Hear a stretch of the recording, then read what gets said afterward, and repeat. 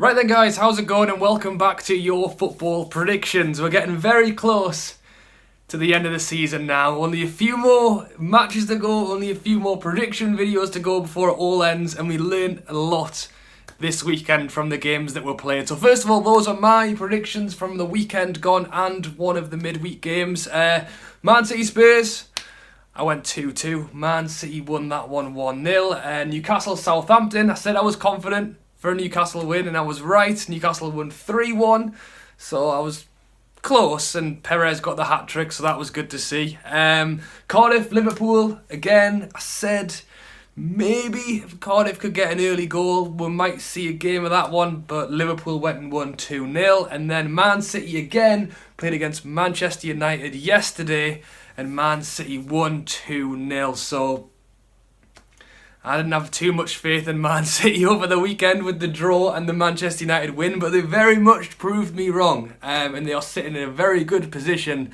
because of it. Now, loads of you guys got involved, as always, but just one person got 2 correct scores, and that was FIFA Mains. So I'll put his YouTube link down in the description. I have subscribed to him, so make sure you guys check him out as well. And there's not too many videos to go, but if you want to be shouted out in next week's predictions video, then make sure to get your predictions for this weekend's games down in the comments. But as always, I've picked 4 games from the weekend, and we'll go through them now. Now, there is a Friday night game tomorrow night. Liverpool are taking on Huddersfield, but to give you guys a bit more time to get your predictions in, I'm going to pick my first game from the Saturday, but I do expect Liverpool to win that game and keep the pressure on Manchester City, so we'll have to see what happens there. But as for the Saturday, 3 o'clock, I have gone for the Watford versus Wolves game. So Watford are currently sitting in 8th place and Wolves are sitting in 7th place.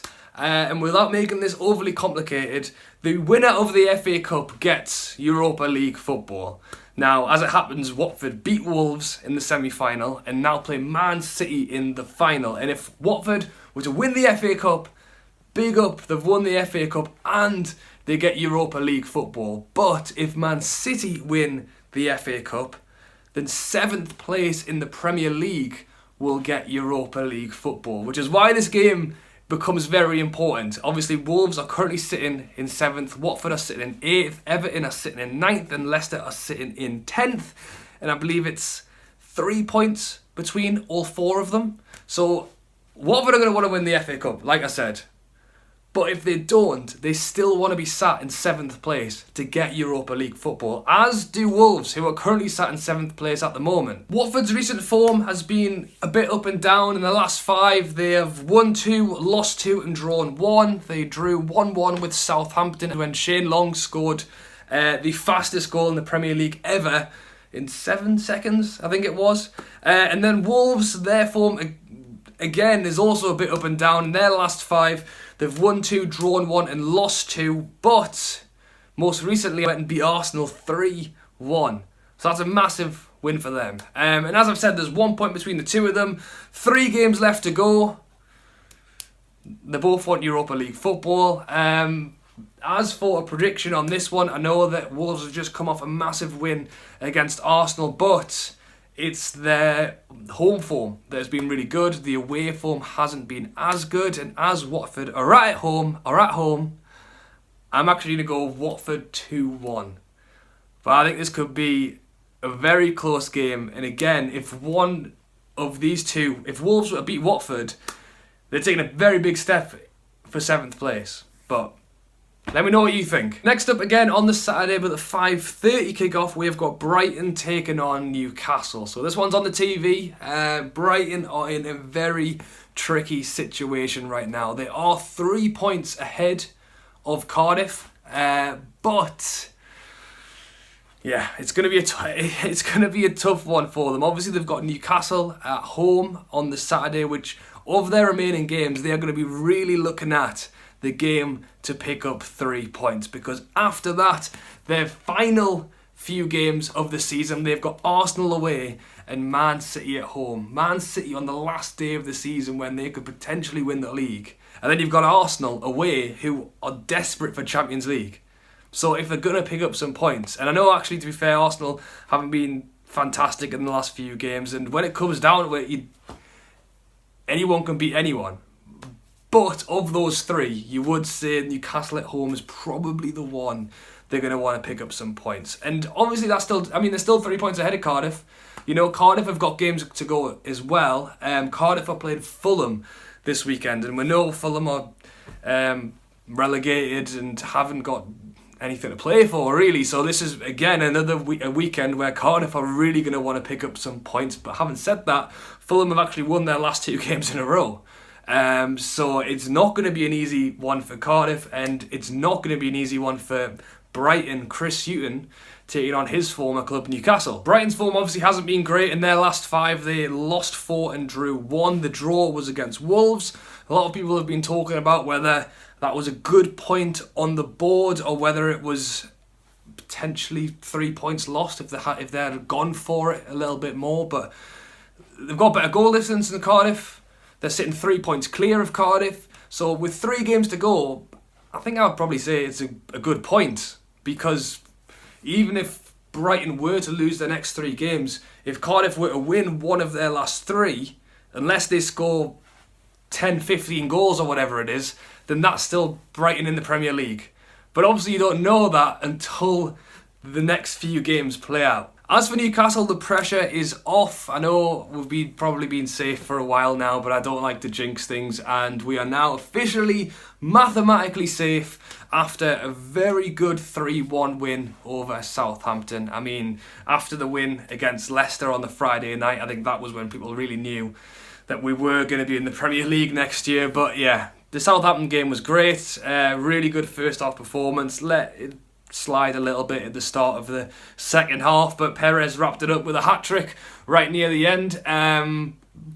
Few not great things came out of that. Almiron got injured. Looks like he will be out for the rest of the season, but hopefully back in time for next season. And Shaw also got injured. Not 100% sure what's going on with that one. But yeah, the pressure's off on Newcastle. They're going to want to continue grabbing as many points as they can, and they can get 11th this season, depending on the results and how other teams do. Obviously, last year Newcastle managed to grab a 10th place finish, so that won't be happening this year. Which, well, I think it is possible. It is possible for Newcastle to get 10th. If Newcastle win every game from now, Leicester don't get any points, and West Ham and Crystal Palace don't make up any more points, then Newcastle can get 10th. But it's unrealistic, and I'm just glad that Newcastle didn't get relegated. Obviously, now that we are officially in the Premier League next season, a lot of people are talking about next season. Rafa, Shelvey, Stein are going, along with a few other players.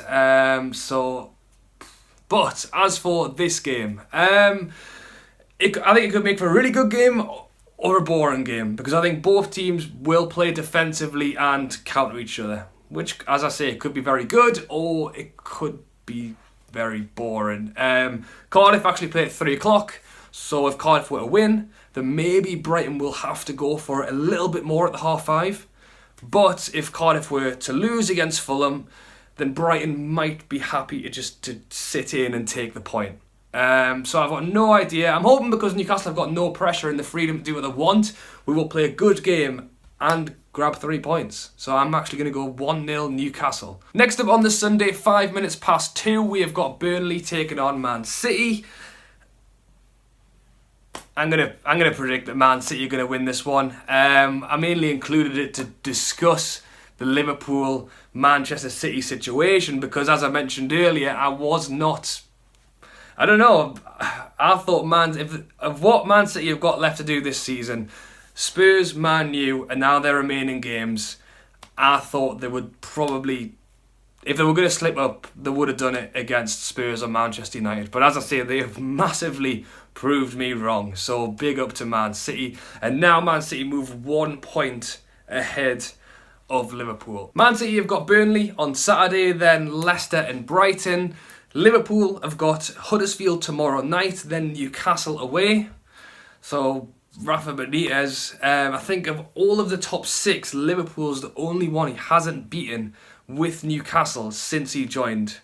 Is he going to want to do that against, I mean, he's going to want to win the game, but against his old club? who knows what's going to happen there. And then after that, Liverpool have got Wolves, who I already mentioned have done really well this season. So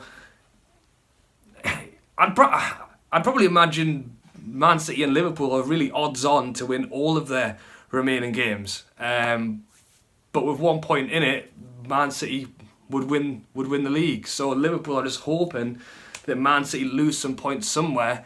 And it could be against Burnley this Saturday. Burnley have been on some very good form recently. They beat Wolves, they beat Bournemouth, and then they got the draw against Chelsea 2-2 at the weekend. So Burnley are at home.